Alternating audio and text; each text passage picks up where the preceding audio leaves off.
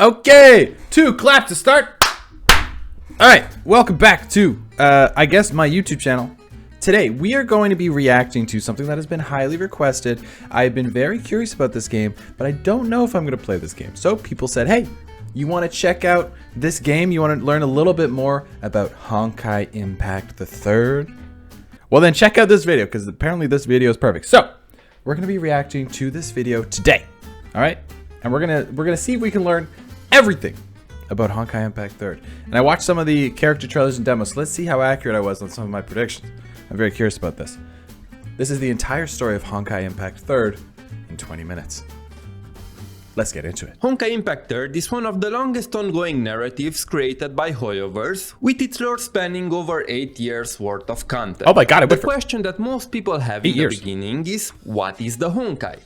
What is the Honkai? Great question. Okay, let me try and answer this question right now before we get started, just so you guys can understand what my level of knowledge is for this game, because it's not very high. The Honkai are interdimensional beings and monsters that have appeared in this world. In a way, they are very similar to me to the angels of Neon Genesis Evangelion, right? They just seem to be appearing and we don't know why.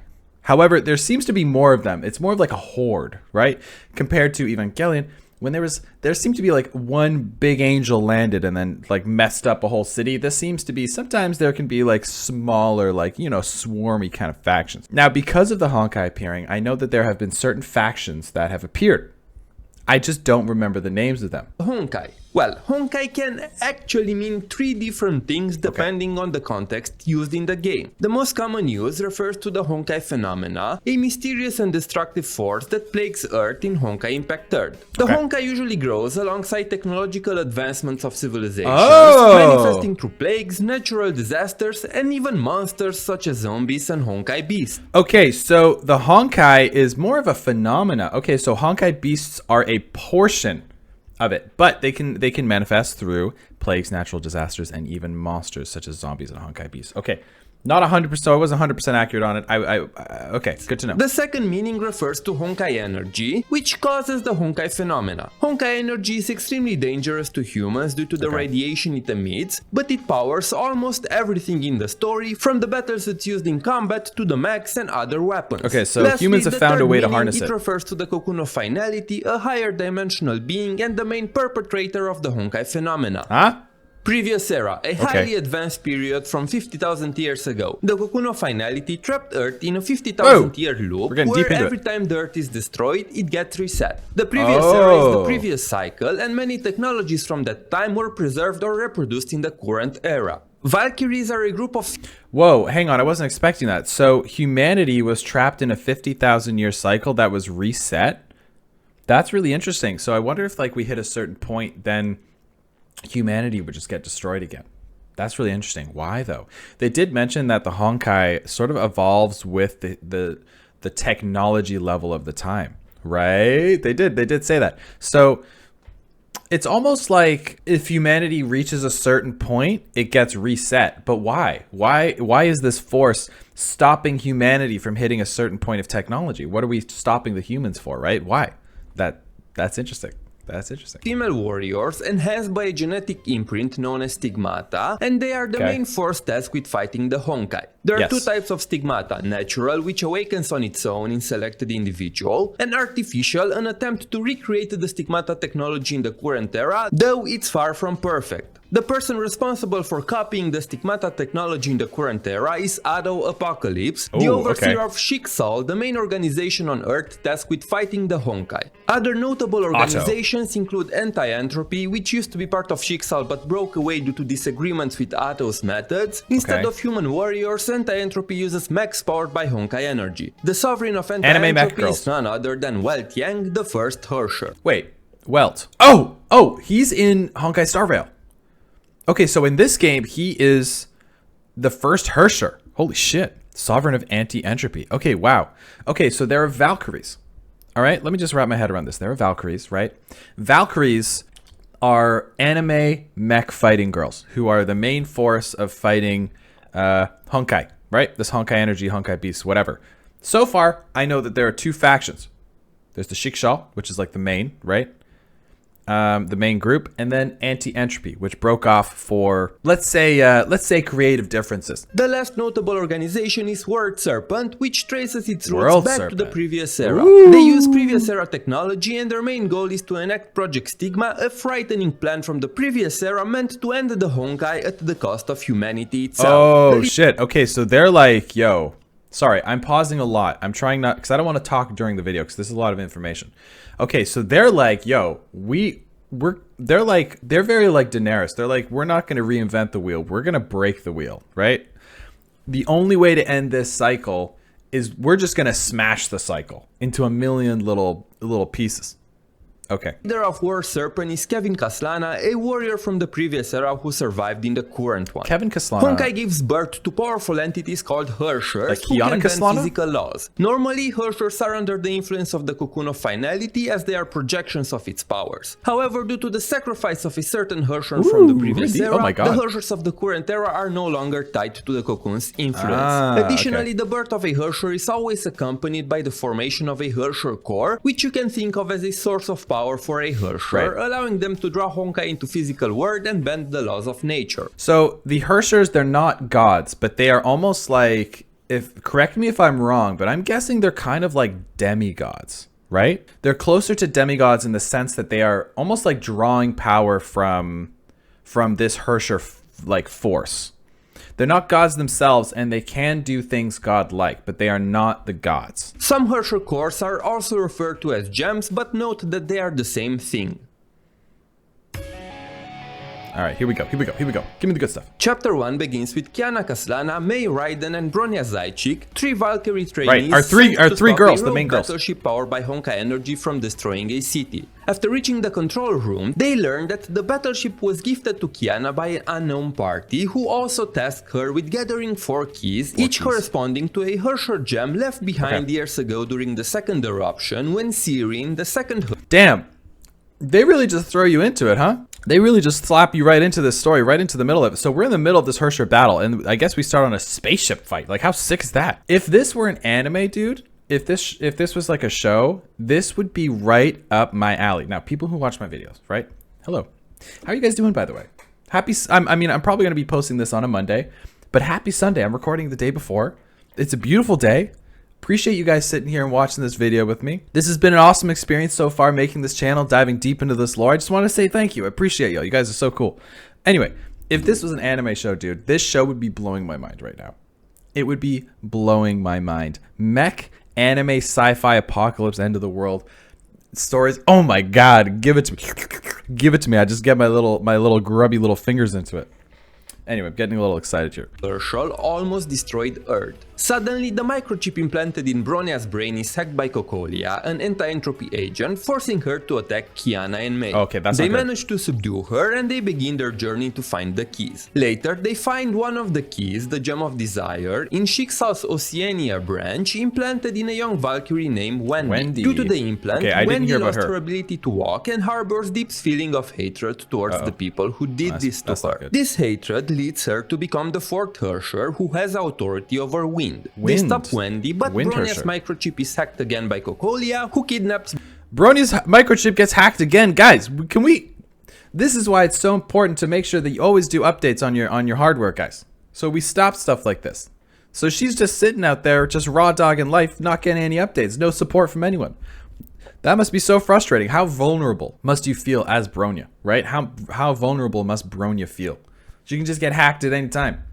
So she's technically a Valkyrie, but if she's hacked, if she's like an artificial, is she like the artificial one that we were talking about? Because I'm assuming Kiana Kaslana and May, right? May Raiden. I'm assuming they're natural.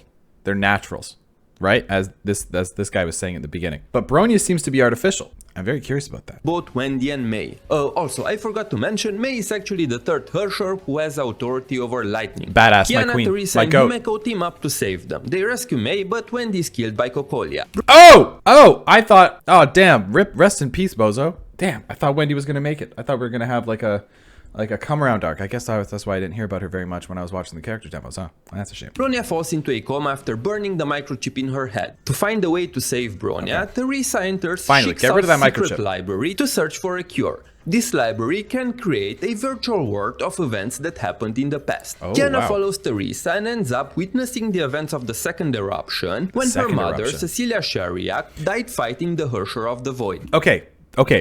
So, this is the Second Eruption.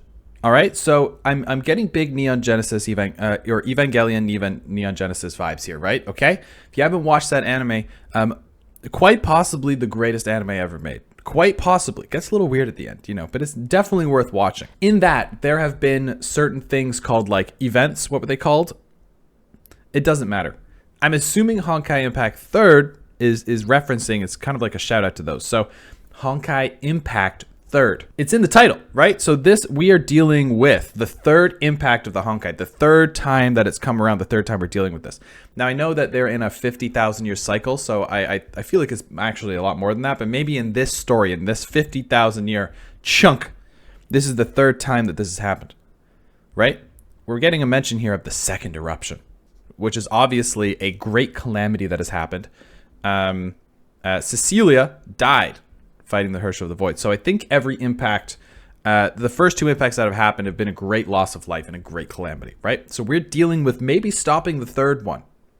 But everything turns out to be an illusion created by Searing to break Kiana's spirit and take over her body. Fuhua, who was an undercover agent sent by Otto, kidnaps Kiana and brings her to Schicksal HQ. In order to get Kiana back, Teresa decides to ally with Dr. Einstein and Tesla from Wait, they have Einstein and Tesla in here? Where's Newton? Who else? Are we gonna put Elon Musk in here? I don't think Elon Musk is on the level of these guys at all, but I'm just saying, if we're going for iconic names of our times, can you imagine Elon Musk fighting alongside a bunch of anime girls in his giant mech? Imagine the mech's got like a giant belly like his.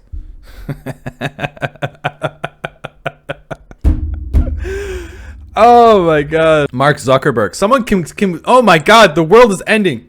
Where's Zuckerberg? Entropy. At the same time, it is revealed that Otto's goal was to revive the second Herrscher and that Kiana was a genetically modified clone created to house Searing's consciousness. The Senfreya group infiltrates Schicksal HQ, but it's too late to stop Otto's plan. The Herrscher of the Void takes over Kiana's body and all attempts to fight her prove futile. Okay, so that explains... Okay, so Kiana is actually... She was created... Sorry, I'm pausing a lot, but I'm trying to absorb all of this. Kiana was created almost as like a vessel, so that makes sense why this Herrscher of the Void maybe is able to take over her so easily, because maybe she was designed to be a void. I remember in her character demos, I remember saying maybe she's a clone, because we did see that there was a battlesuit version of her that was the Void, the Herrscher of the Void. There was also, she was also the Void of something else, right? I think Bronya's creation. I'm getting it all mixed up. I'm getting my anime girls mixed up here, but I know she had many different Herrscher Void Herrscher forms. I'm getting so I'm keeping up here. My brain is at 110% right now, but that's how I like it. The Herrscher even extracts the Gem of Conquest from Mei. Even Fuhua, revolted by Otto's actions, turns on him, but Otto shoots her. Otto then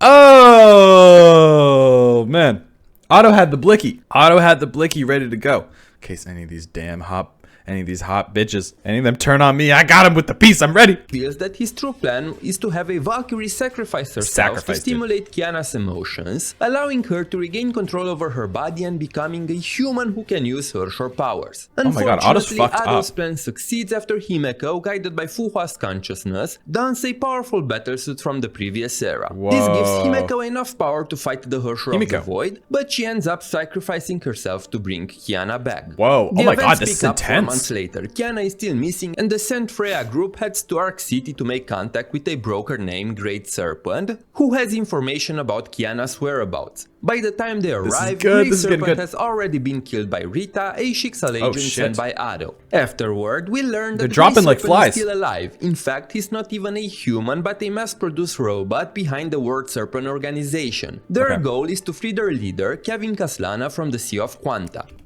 Kevin Kaslana and Kiana Kaslana are brother and sister, I guess? How did that happen? Is this is this like later on? Do we find out that they're related? Is that why he's using the name? Because I feel like that's a pretty big story point here we're not touching on yet. Also, the Sea of Quanta. Oh, he's gonna explain it. So let me explain what I think the Sea of Quanta is, and then he's gonna explain. So let's look like an idiot for a second. The Sea of Quanta seems to be like some sort of like alternate dimension of like either nothingness or like everything. That's the kind of vibe that I'm getting, because I remember one of the characters from the demos, it looked like, was it Bronya? I think it was Bronya, because it wasn't Kiana Kaslana and it wasn't Raiden May. It was probably Bronya. I think she spends a lot, or Seele, right? Seele. One of them spends a lot of time in the Sea of Quanta. They're like lost. And then they kind of come out a little different, like a little fucked up. I think it's like almost like when they... I'm guessing with this, there's the reference to the World Serpent from this older technology group, right? The World Serpent is deeply connected in like Norse mythology to like the Tree of Life. So I'm thinking the Sea of Quanta is almost like, in a sense, like the tree of life, maybe like the origin or the genesis of life in the universe or in all dimensions. That's kind of the vibe I'm getting. Let's see if I'm right, ladies and gentlemen. To explain this briefly, the Sea of Quanta is a chaotic space with its own unique laws. The sea also contains the so-called bubble worlds, which, as the name suggests, are unstable worlds born from the sea. Okay, I mean, wasn't dead on, but pretty damn close. Kevin, the leader of World Serpent, was cast into the sea 1,500 years ago. We also learned that Tiang, the sovereign of anti-entropy, ended up in the Sea of Quanta and remained there to ensure that Kevin wouldn't escape. The group splits into two. Teresa, Bronya, and Einstein go to the Deep, an ancient city from the previous era, after responding to Kokolia's emergency request for help, while May and Tesla continue to search for Kiana. The next few chapters focus on Bronya. We learn about her past, how she was raised in an orphanage in Siberia by Kokolia together with Rosalia, Lilia, and Seele. Unfortunately, after an experiment a few years back, Seele got trapped into the Sea of Quanta. He's saying Seele. I'm gonna say Seele because I like the name Seele better.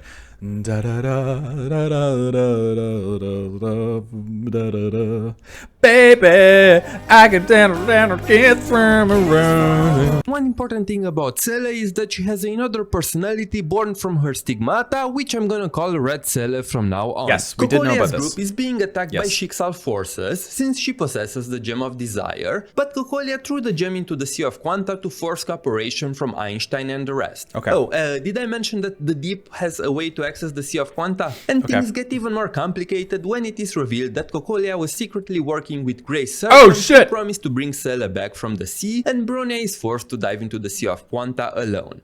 There, she meets a young boy named Joachim, who makes her undergo several trials in different bubble worlds where she reunites with Seele. Oh my god, what an insane epic story that must have been, eh? Can you imagine? Going from bubble world to bubble world, completing trials. That's like fucking like Hercules level shit, right?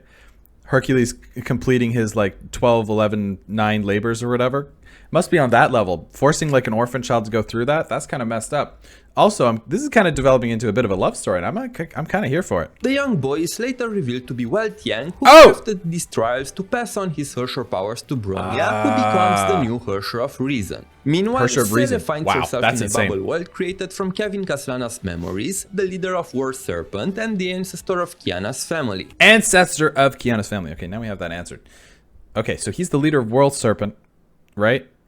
I thought he was also the... Okay. Inside this bubble world, Seele witnesses how Kevin and his companions failed to stop the Herrscher of Corruption from destroying the last remaining human cities 50,000 years ago. Kevin retrieves the Gem of Desire and is finally able to leave the Sea of Quanta, defeating both Bronya and Welt. Thankfully, everyone survives and Bronya and Seele are reunited after many years. In the following chapters, we see how Kiana tries to cope with the events that happened 4 months ago. Overwhelmed by guilt, Kiana attempts to end her own life. Oh my god! Guys, this is dark stuff. This is really dark stuff. These are like kids. These are kids, right? I'm pretty sure. These are kids that are like tasked with like saving not only the world but the universe after endless calamity and pain.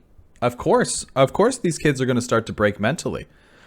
What would you do if you were cast into the Sea of Quanta for years. Huh? You'd probably go fucking nuts. But she is stopped by Fu Hua, who attached her consciousness to Kiana before being shot by Otto. With Fu Hua's help, the Herrscher of the Void's consciousness is suppressed, and Kiana gains partial control over her Void powers. Meanwhile, World Serpent tries to blow up an entire city using a bomb.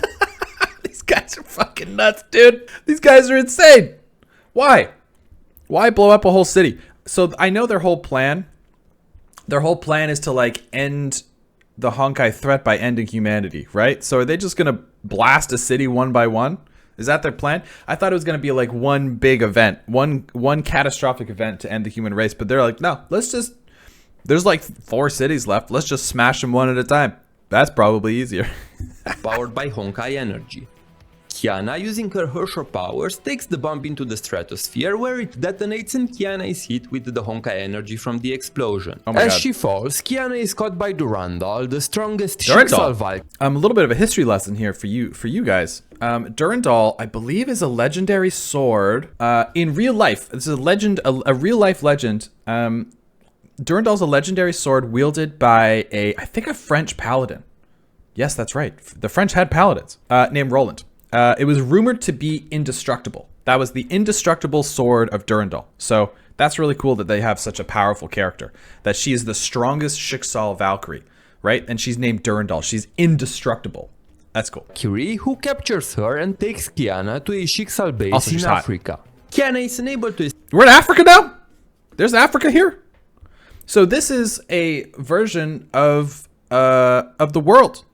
Of the current world. I didn't know that.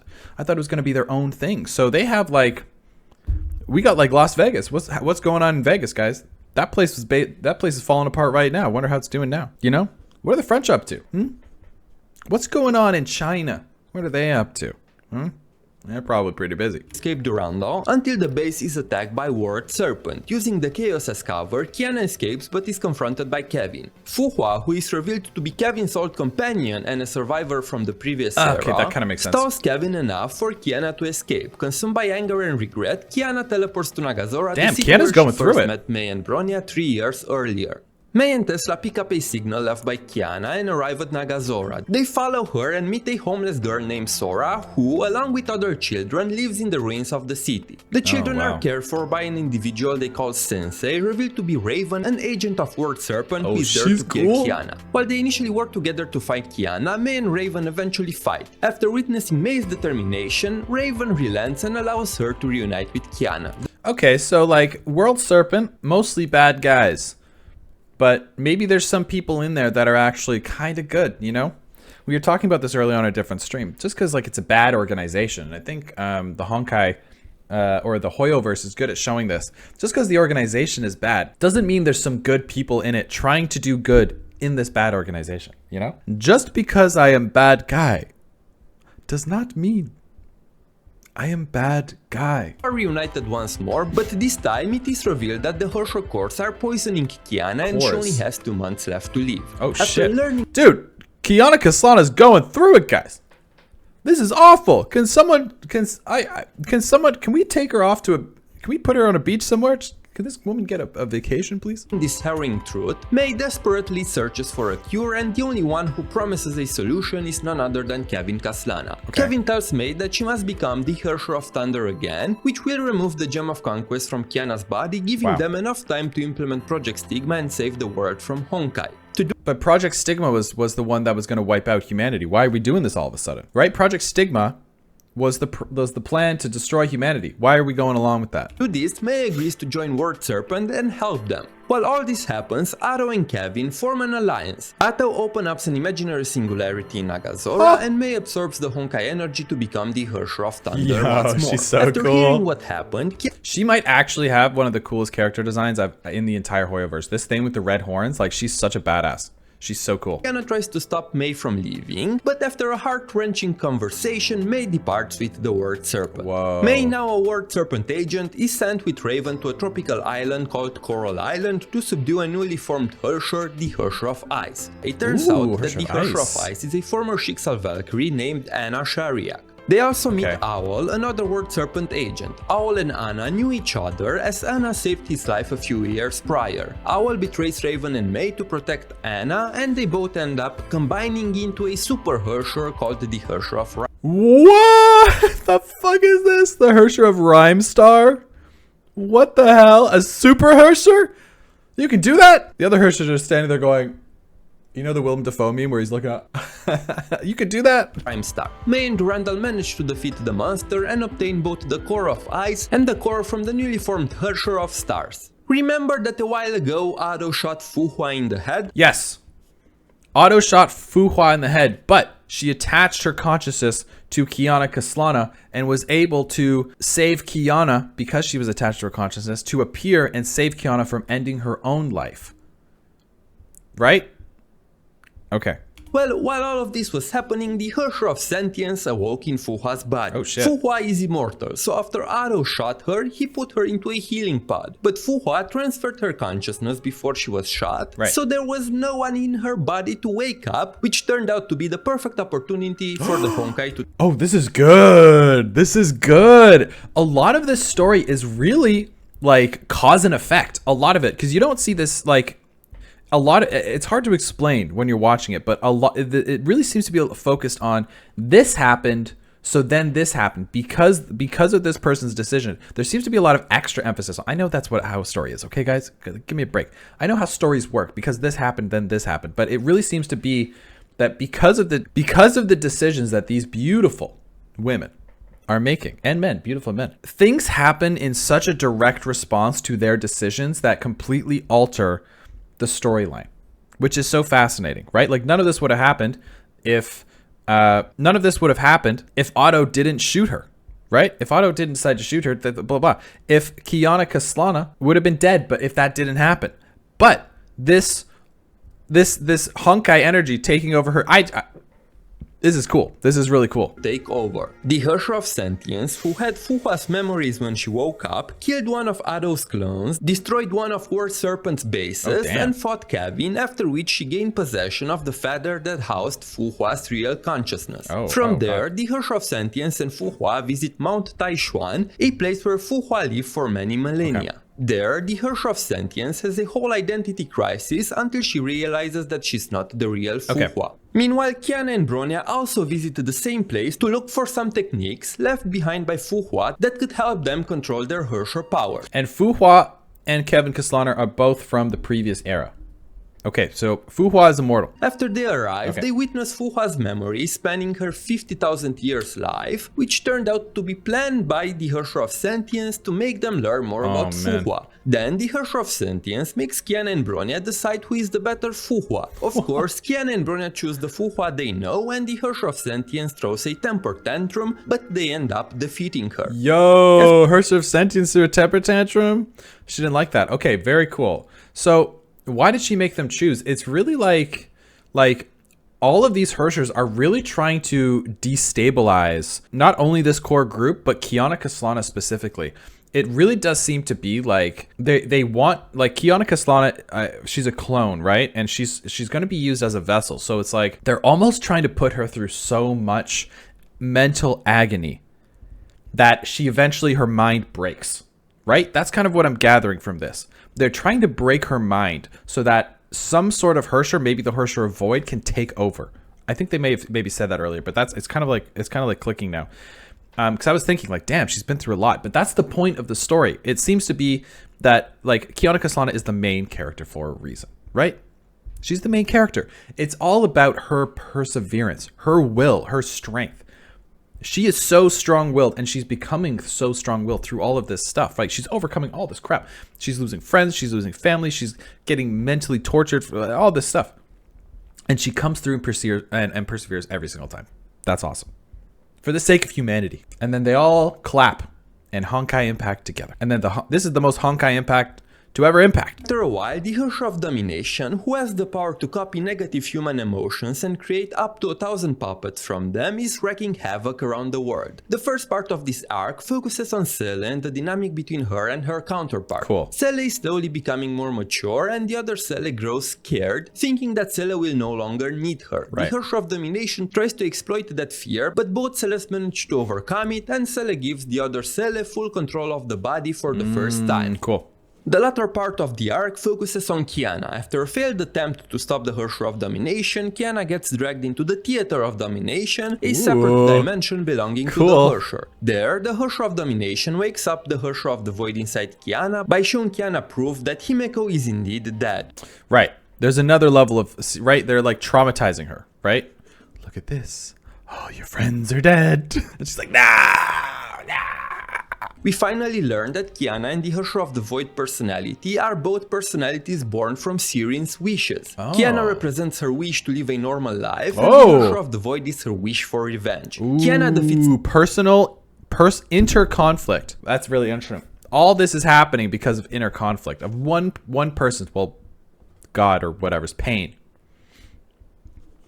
Interesting. the Herrscher of the Void and gains full control over the Herrscher powers. Okay, let's After go. a brief reunion and goodbye with Himeko's after image inside the Gem of Haste, Kiana defeats the Herrscher of Domination and becomes the Herrscher of Flame-Scion, commanding both the powers of Void and Fire.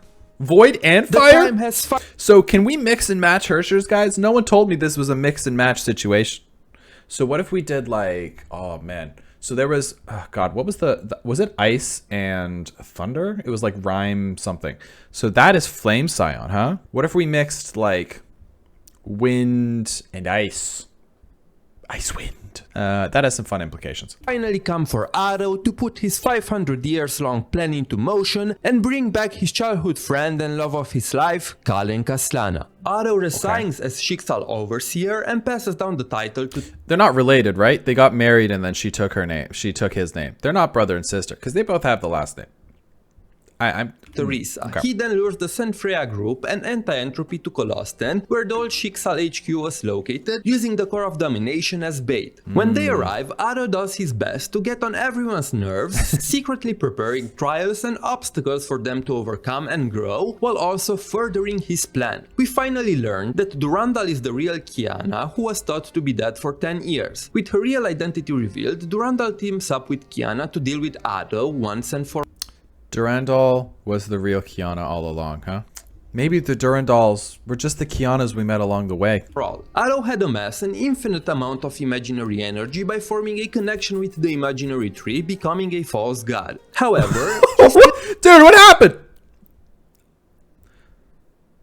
What is going on? he couldn't realize his plan, but he used Kiana's hatred for him to make her use the power of the Herrscher of the Void on him, which allowed his soul to free itself from the constraints of the tree. This Alright, enabled Otto. Otto to reach the wedge of the world, where he created a branching timeline in which Kalen never died 500 years ago, finally realizing his long-lasting wish at the cost of his life. Oh, After Otto. Otto's story concludes, it's time to cover Elise. Wow, Otto. He was just doing it all for love. 500 years of planning for love. That's some shit I would do. I see a little bit of Otto in myself. I'm just kidding. I'm too dumb to be Otto. But if that happened to the ones I care about, you bet I'm going to be doing something about it. That's insane. So where are we at in the story? You guys have probably been playing this game for like, how far are we in here? Maybe 5 to 6 years at this point. So that would probably be like a massive climax right there. Right? I keep forgetting this game was like told over the story of over the timeline of 8 years in our time, right? So that's pretty crazy. Realm, which I'm not going to do in this video. Look, Elysian Realm is massive, so I'll link you some of my other videos where I do a full story recap for it. I guess we'll have to react to those fully later. Understand it. Kevin has finally implemented Project Stigma, which placed every person on Earth inside the giant collective dream. He also hijacked the authority of finality from the Oh shit, that's a big deal. So the authority of the finality from the cocoon, that is like, but I thought that was where like all power is originating, right? So that's a big deal. Okay. Project Stigma is a go. Project Stigma aims to merge the consciousness of all humans into a giant dream, which Okay, so this is a lot more like Evangelion than I thought. Okay, so I didn't think that. I was thinking they were going to destroy everything. They wanted to blow up a city, but that I fell into their trap. That was just a red herring. That was just a small part of the plan. I thought they were just going to give pop each city like a pimple, but no.